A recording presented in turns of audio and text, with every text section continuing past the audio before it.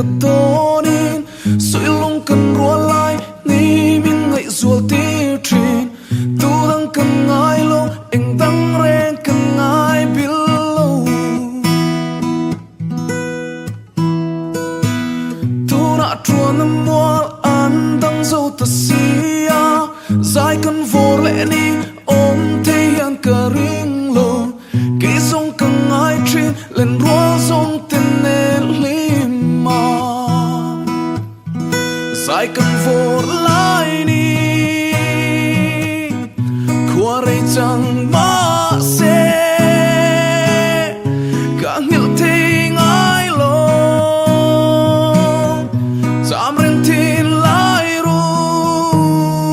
cả dài cần vô lại ni qua đây chẳng mà sẽ càng hiểu tình ai lo dám ren tin lại ru cả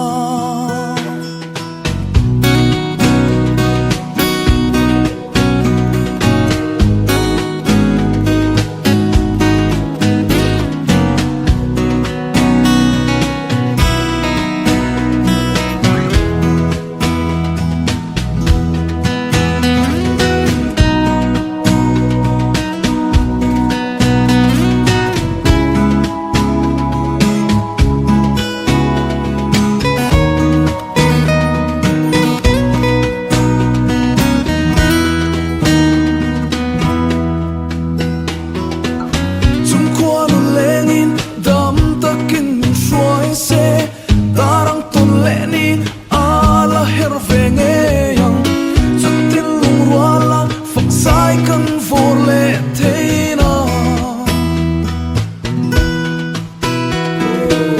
tu nã chua nằm mua ăn đang dâu ta xia dài cần vô lệ ni khen thuai sẽ càng ngạc liều kỹ sông cần ai chi lên rùa sông